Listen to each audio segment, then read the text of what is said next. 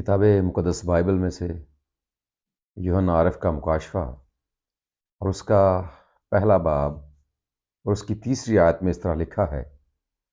इस नबूवत की किताब का पढ़ने वाला और उसके सुनने वाले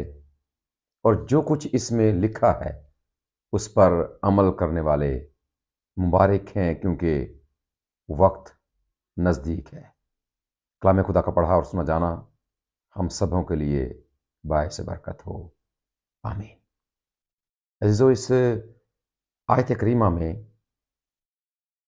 3 बातें हमारे सामने रखी गई हैं खुदा के पाक कलाम के हवाले से। पहली बात, कलाम खुदा का पढ़ना। दूसरी बात, कलाम खुदा का सुनना। और तीसरी बात, उस पर अमल करना। और इनमें जो पहली बात है, यानी कि खुदा के पाक कलाम का पढ़ना, यूँ तो सारी की सारी बातें बड़ी अहम हैं, लेकिन इसका ज़िक्र हमें पहले मिलता है। सो आज थोड़ी देर के लिए हम खुदा के पाक कलाम को पढ़ने के हवाले से और ख़ास तौर पर इसकी तिलावत के हवाले से कुछ बुनियादी बातें सीखने की कोशिश करेंगे। और फेथ फॉलोअर्स में मैं आपका मेज़बान अफ़ज़ाल चौहान। जब कभी आपको अपने चर्च में या किसी जमात में हवाला तिलावत करने की दावत दी जाती है,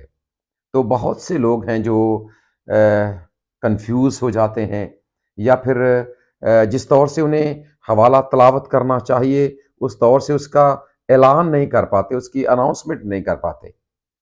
इस बात को हमेशा ज़हन में रखें कि आप लफ्ज़ कोई भी इस्तेमाल करते हैं या जैसे भी आप पाक कलाम को पढ़ते हैं,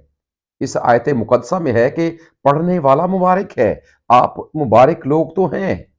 लेकिन जब आप एक ख़ास तरीके के साथ और ख़ूबसूरती के साथ और ख़ूबसूरत अंदाज़े बयान के साथ जब आप उसी हवाले को तिलावत करते हैं, तो फिर यकीनन आपके अंदाज़ की बदौलत, आपके उस ऐलान की बदौलत और आपके अल्फाज की बदौलत और आपकी तरतीब की बदौलत भी लोग बरकत पाते हैं। सो आज इसी हवाले से हम कुछ बातें सीखेंगे। फ़र्ज़ करें आपको तिलावत का मौका दिया गया है और आपको ये दावत दी गई है कि भई आज आपने इस हवाले को तिलावत करना है। तो जब आपको ये दावत दी जाती है, तो यकीनन आपके ज़हन में कुछ बातें आती हैं कि मैं अगर सामने जाऊँगा और सामने जाकर मैं किस तरह खड़ा होऊँगा या किन अल्फ़ाज़ से मैं अवाम से मुख़ातिब होऊँगा, ये बातें आपके ज़हन में होती हैं। ये बात याद रखें, जब आप सामने जाते हैं, सामने जाकर ज़ाहिर-सी बात है हम एक ऐसे मुआशरे में रहते हैं कि सलाम दुआ करना, यानी कि ये सबसे बुनियादी बात समझी जाती है। आप सलाम दुआ करें और इसके लिए आप कोई भी किसी भी लफ्ज़ का इस्तेमाल कर सकते हैं, किसी भी अल्फ़ाज़ का आप चुनाव कर सकते हैं, जैसे कि खुदावंद यीशु मसीह में आप सबकी सलामती हो, या फिर ये कि मेरी तरफ से आप सबको सलाम, आप कोई भी कह सकते हैं। और इसके बाद एक और बड़ी अहम बात है, वो ये कि जो भी हवाला आपको दिया गया है, आप उसका कम से कम 2 बार ऐलान ज़रूर करें, ताकि जो सामने बैठी अवाम है, वो अपने जो उनके पास उनकी किताबें हैं, किताब मुक़द्दस है, वो उस हवाले को निकाल सकें। क्योंकि अगर आप फ़ौरन से जाकर वहाँ पर खड़े होकर पढ़ना शुरू कर देंगे, उसकी तिलावत शुरू कर देंगे, तो नीचे बैठे जो लोग हैं, वो अभी अपनी बाइबल्स को खोलेंगे और आप खोलने से पहले आप हवाला ख़त्म भी कर देंगे। सो ये एक अच्छी बात नहीं है। सो कोशिश करें कि जब आप सामने जाते हैं, सलाम दुआ करने के बाद कम से कम 2 बार आप हवाले का ऐलान करें और एक छोटा-सा टाइम, थोड़ा-सा वक़्त अवाम को दें, ताकि जब वो निकाल लें और आप ये समझें कि अब चूँकि अवाम ने निकाल लिया है, सो फिर आप उसको पढ़ना शुरू करें। और जब आप सामने जाएँ, तो आप इस तरह से ये ऐलान कर सकते हैं सलाम दुआ के बाद कि खुदावंद के ज़िंदगी बख्श पाक कलाम में से या फिर किताब मुक़द्दस बाइबल में से आज का मुकर्रर करदा हवाला या आज का तय करदा विर्द, उसका ताल्लुक चाहे पुराने अहदनामे के साथ है या फिर नए अहदनामे के साथ है, आप अहदनामा भी बताएँ और फिर उसके साथ आप किताब का ऐलान करें। किताब के बाद आप उसके बाब के बारे में बताएँ और बाब के बाद आप अगर एक आयत पढ़ रहे हैं या फिर ज़्यादा आयात की तिलावत कर रहे हैं, तो फिर आप उन आयात के बारे में बताएँ। اور جب آپ 2 بار اس کا اعلان کریں گے اور پھر اس کے بعد آپ اس طرح کے کچھ لفظ بھی استعمال کر سکتے ہیں، مثال کے طور پر کہ آپ کہیں کہ پاک کلام میں اس طرح لکھا ہے، یا خدا کے پاک کلام میں اس طرح مرقوم ہے۔ اس کے بعد لوگوں پر یہ بات واضح ہو جائے گی کہ اب آپ تلاوت شروع کر رہے ہیں۔ یہ ایک بڑی بنیادی سی بات ہے، اور آپ ہمیشہ ہمیشہ اس کا خیال رکھا کریں۔ اور اس کے بعد جب آپ عہد عتیق کی بات کرتے ہیں یا پرانے عہد نامے کی بات کرتے ہیں، تو اس کے لیے یہ دونوں لفظ استعمال ہوتے ہیں۔ آپ پرانا عہد نامہ بھی استعمال کر سکتے ہیں، پھر آپ اس کے ساتھ عہد عتیق کا لفظ بھی استعمال کر سکتے ہیں۔ اور اگر آپ کو کسی بھی کتاب میں سے پڑھنے کا موقع ملتا ہے جن کا تعلق پرانے عہد نامے کے ساتھ ہے، یا عہد عتیق میں سے آپ کسی کتاب میں سے تلاوت کرنے جا رہے ہیں، تو کچھ ایسی کتابیں ہیں کہ جنہیں آپ کتاب کا نام دیتے ہیں۔ مثال کے طور پر اگر آپ کو کتاب مقدس کی پہلی کتاب یعنی کہ پیدائش کی کتاب میں سے پڑھنے کا موقع ملتا ہے، تو آپ اس میں سے اس طرح اعلان کر سکتے ہیں کہ خدا کے زندگی بخش پاک کلام میں سے پہلی کتاب یعنی کہ پیدائش کی کتاب، اور اس کا پہلا باب، اور پہلے باب کی پہلی آیت سے لے کر 5ویں آیت تک۔ اس کے بعد اگر ہم خروج کی بات کرتے ہیں تو خروج کے متعلق بھی یہی لفظ استعمال ہوتے ہیں، یعنی کہ خروج کی کتاب۔ اور اس کے بعد احبار کی کتاب کے بارے میں بھی یہی لفظ استعمال ہوتے ہیں۔ پھر اس سے اگر آپ آگے بڑھتے ہیں تو آپ جو گنتی کی کتاب ہے یا استثناء کی کتاب ہے، ان کے ساتھ آپ لفظ کتاب کا استعمال کرتے ہیں۔ اور جب اس کے بعد آپ آگے بڑھتے ہیں تو آپ کو کچھ کتابیں ایسی بھی ملتی ہیں کہ جو دو دو ہیں، یعنی کہ جس طرح سیموئیل کے حوالے سے ہم سیکھتے ہیں کہ 2 کتابیں اس کے نام سے منسوب ہیں، پھر ہم تواریخ کے حوالے سے بھی سیکھتے ہیں کہ یہ 2 کتابیں ہیں۔ جب آپ ان کتب میں سے اگر آپ کو تلاوت کا موقع ملتا ہے تو آپ ان کا جو اعلان ہے یا ان کی جو تلاوت کا آغاز ہے، وہ آپ اس طرح کر سکتے ہیں کہ پہلا تواریخ، یا پھر دوسرا تواریخ، یا پھر تواریخ کی پہلی کتاب اور تواریخ کی دوسری کتاب اور اس کا 10واں باب اور اس کی 10ویں آیت، یا کوئی بھی حوالہ جو آپ کو دیا جاتا ہے۔ اس طرح جو سیموئیل کی کتابیں ہیں، آپ ان کے حوالے سے بھی اسی طرح کا اعلان کر سکتے ہیں۔ اور اس کے بعد جب ہم مزید آگے بڑھتے ہیں تو ہمیں اس بات کا بھی علم ہے کہ کچھ ایسی کتابیں ہیں جو انبیاء کے نام سے منسوب ہیں، جنہیں ہم انبیائی کتب بھی کہتے ہیں۔ اس بات کو بھی ہمیشہ ذہن میں رکھیں کہ جب آپ انبیاء کے حوالے سے بات کرتے ہیں، مثال کے طور پر اگر آپ یسائی کی کتاب کی بات کرتے ہیں، یا پھر آپ یرمیہ کی کتاب کی بات کرتے ہیں، یا اس کے بعد جو انبیاء ہیں اگر آپ ان کی بات کرتے ہیں، تو آپ اگر اس طرح حوالے کا اعلان کرتے ہیں کہ یرمیہ کی کتاب کا پہلا باب اور اس کی پہلی آیت، اس طرح بھی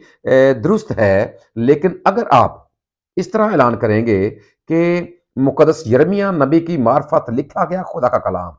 یا پھر اگر آپ اس طرح سے کہیں گے کہ مقدس یسوع کی معرفت لکھا گیا صحیفہ، یعنی کہ اگر آپ ان انبیاء کے ساتھ لفظ مقدس کا اضافہ کر دیں گے تو یہ ایک خوبصورت بات ہوگی، اور ایک اچھا تاثر سننے والوں کو بھی ملے گا، اور ان کے لیے یہ بات برکت کا بھی سبب ہوگی۔ جب بھی آپ تلاوت کرتے ہیں تو کوشش کریں کہ ایک خوبصورت ترتیب کے ساتھ، ایک خوبصورت لب و لہجے کے ساتھ، تاکہ جو سننے والے لوگ ہیں وہ آپ کی تلاوت کے وسیلے سے بھی، یوں تو جب ان کے پاس خدا کے پاک کلام کے لفظ پہنچیں گے، ان کی سماعتوں سے ٹکرائیں گے، تو ان کے لیے برکت کا سبب ہوگا، لیکن اس میں جو آپ کی ترتیب ہے یا جو آپ کا انداز بیان ہے وہ بھی اس میں اضافہ کر دے گا۔ اس کے بعد جب ہم نئے عہد نامے کی بات کرتے ہیں تو نئے عہد نامے کے لیے بھی 2 لفظ مستعمل ہیں۔ ان میں سے ایک نیا عہد نامہ ہے، اور جو دوسرا لفظ ہے وہ عہد نامہ جدید ہے۔ آپ ان دونوں الفاظ میں سے کسی ایک کا چناؤ کر سکتے ہیں۔ اور پھر جب اس کے بعد ہم اناجیل اربع کی بات کرتے ہیں، یعنی کہ مقدس متی کی انجیل، مقدس مرکز کی انجیل، مقدس لوکا کی انجیل اور مقدس یوحنا کی انجیل، جب آپ ان میں سے تلاوت کرتے ہیں تو اس بات کو بھی ہمیشہ سامنے رکھیں کہ آپ ان کے ناموں کے ساتھ بھی جب مقدس کے لفظ کا اضافہ کر دیں گے تو یہ سننے والوں کے لیے یقیناً برکت کا سبب ہوگا۔ مثال کے طور پر اگر آپ یوحنا کی انجیل میں سے تلاوت کرنے جا رہے ہیں تو آپ اس کا اعلان اس طرح کر سکتے ہیں کہ مقدس یوحنا کی معرفت لکھی گئی انجیل، یا پھر مقدس لوکا کی معرفت لکھا گیا انجیلی بیان۔ جب آپ اس طرح سے ان الفاظ کے ساتھ تلاوت کا آغاز کریں گے تو یقیناً یہ سننے والوں کے لیے مزید برکت کا سبب بھی بنے گا۔ اور ایک اور بات یہاں پر نوٹ کر لیں کہ اکثر اوقات ہم مقدس متی کے ساتھ بھی، اور مقدس مرکز کے ساتھ بھی، مقدس لوکا کے ساتھ بھی، اور مقدس یوحنا کے ساتھ بھی رسول کا لفظ بہت سے لوگ استعمال کر جاتے ہیں۔ لیکن اس بات کو سامنے رکھیں کہ ان میں سے دو، یعنی کہ مقدس متی اور مقدس یوحنا، ان کا شمار تو رسولوں میں ہے، لیکن جو باقی دو ہیں، یعنی کہ جو مقدس مرکز ہے یا مقدس لوکا ہے، یہ دونوں شاگردوں میں شامل ہیں، لیکن یہ رسول نہیں ہیں۔ کیونکہ جب آپ کتاب مقدس بائبل میں سے پڑھتے ہیں اور مقدس متی رسول کے انجیلی بیان کے 10ویں باب میں آپ پڑھتے ہیں، یا پھر آپ مقدس لوکا کی انجیل کے آپ 6 باب میں پڑھتے ہیں، تو وہاں پر لکھا ہے کہ خدا یسوع مسیح نے جب شاگردوں کو چنا تو پھر انہیں رسول ہونے کا درجہ اور رتبہ اور مقام بھی دیا، یعنی کہ ان کو یہ ٹائٹل دیا، ان کو یہ لقب دیا۔ سو جب آپ یہ تلاوت کرتے ہیں تو اس بات کو ہمیشہ اپنے سامنے رکھیں کہ آپ باقی دونوں ناموں کے ساتھ، یعنی کہ مقدس مرکز کے ساتھ اور مقدس لوکا کے ساتھ یہ لفظ استعمال نہ کریں۔ اور پھر اس کے بعد ہم جب مقدس پولس رسول کی بات کرتے ہیں تو ہمیں اس بات کا بھی علم ہے کہ اسے بھی خدا یسوع مسیح نے براہ راست، یہ بات بھی یاد رکھیں کہ ان کو چونکہ یسوع مسیح نے بذات خود براہ راست ان کو بلایا ہے، ان کو مقرر کیا ہے اور ان کو یہ درجہ دیا ہے، اس لیے ہم ان کے ناموں کے ساتھ تو رسول کا لفظ استعمال کرتے ہیں، لیکن باقی ناموں کے ساتھ مقدسین کے وہ ہیں، شاگرد بھی وہ ہیں، لیکن ان کے ساتھ ہم رسول کا لفظ استعمال نہیں کرتے۔ یہ ایک ٹیکنیکل بات ہے جسے آپ کو مد نظر رکھنا چاہیے۔ اس کے علاوہ جو نئے عہد نامے کی مزید کتابیں ہیں، کچھ کتابیں آپ کو پتہ ہے کہ وہ کچھ شخصیات کے نام لکھے گئے خطوط ہیں، کچھ کلیسیاؤں کے نام لکھے گئے خطوط ہیں، اور آپ جو ان کا اعلان ہے وہ اس طرح سے کر سکتے ہیں۔ مثال کے طور پر اگر آپ رومیو کے خط میں سے پڑھنے جا رہے ہیں تو آپ اس کا اعلان اس طرح کر سکتے ہیں، یا لوگوں کو اس طرح اس کے متعلق بتا سکتے ہیں کہ رومیو کی کلیسیا کے نام لکھا گیا مقدس پولس رسول کا خط۔ یا پھر آپ اگر کرنتھیوں میں سے پڑھنے جا رہے ہیں تو آپ کو پتہ ہے کہ اس کی 2 کتابیں ہیں کرنتھیوں کے نام جو لکھی گئی ہیں، پھر اس کے علاوہ بھی کچھ ایسی کتابیں ہیں نئے عہد نامے میں بھی جو 2 ہیں۔ تو آپ ان میں سے بھی جب تلاوت کریں تو آپ ان کے بارے میں بتائیں اور یہ کہیں کہ کرنتھیوں کی کلیسیا کے نام لکھا گیا مقدس پولس رسول کا پہلا خط یا پھر دوسرا خط۔ سو آپ اس طرح سے اس بات کو مزید واضح کر سکتے ہیں، اور اس کے علاوہ آپ کو اس بات کا بھی علم ہے کہ کچھ کتابیں ہیں جنہیں عام خطوط کا نام دیا جاتا ہے، جس طرح کہ یعقوب کا خط ہے، اس کے علاوہ ہمیں پطرس کے خطوط ملتے ہیں، یا پھر ہمیں یوحنا کے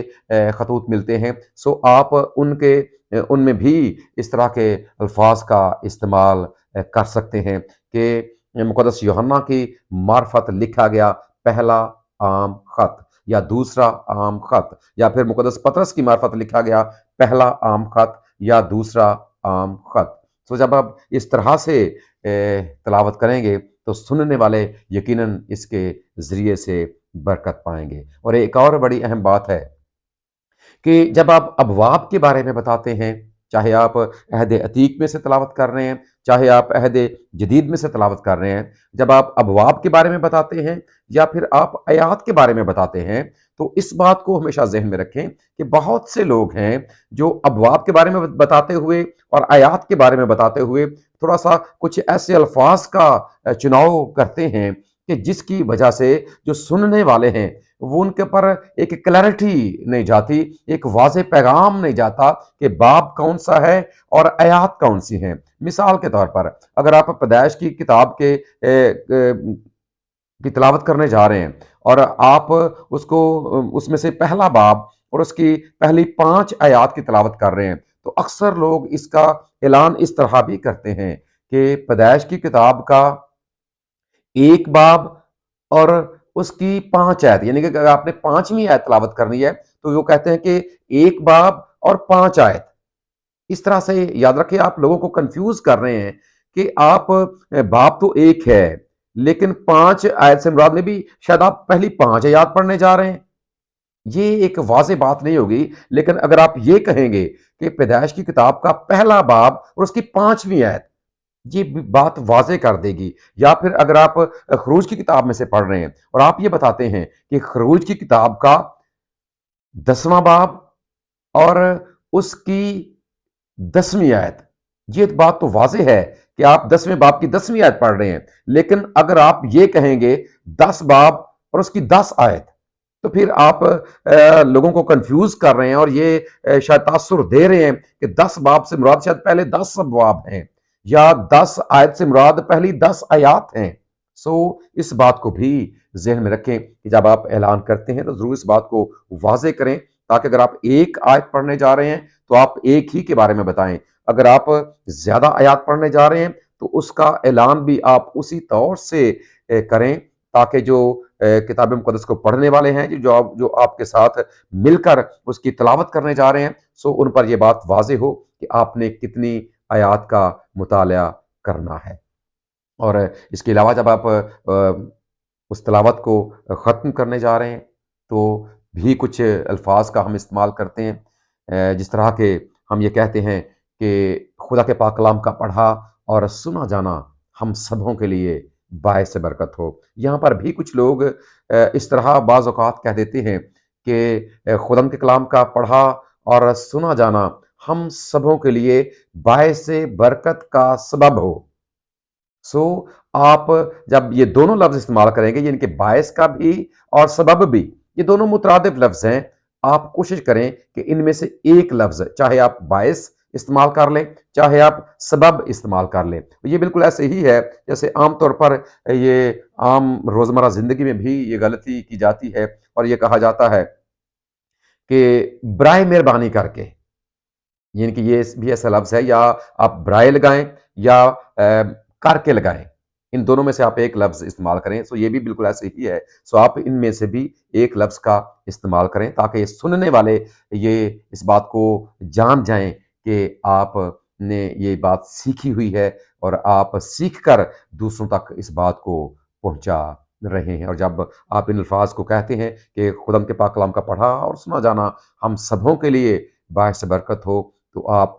آگے ظاہر سی بات ہے سارے پھر مل کر کہتے ہیں آمین۔ اور پھر کچھ اور لفظ بھی بعض اوقات ہم ادا کرتے ہیں، وہ بھی خوبصورت لفظ ہیں کہ ہم خدا کا شکر ادا کرتے ہیں، خدا ہم تیرے پاک کلام کے لیے تیری شکر گزاری کرتے ہیں۔ اور بعض لوگ یہ کہتے ہیں خدا تیرا شکر ہو، یہ خوبصورت باتیں ہیں۔ سو یہ وہ بنیادی باتیں تھیں جو تلاوت کے حوالے سے ہیں، اور بہت سے لوگ یہ اس کے بارے میں سوال بھی کرتے ہیں۔ سو مناسب جانا کہ اس کے بارے میں ایک ویڈیو بنائی جائے تاکہ لوگوں تک یہ بات پہنچے اور لوگ اس بات کو سمجھیں اور پھر سمجھ کر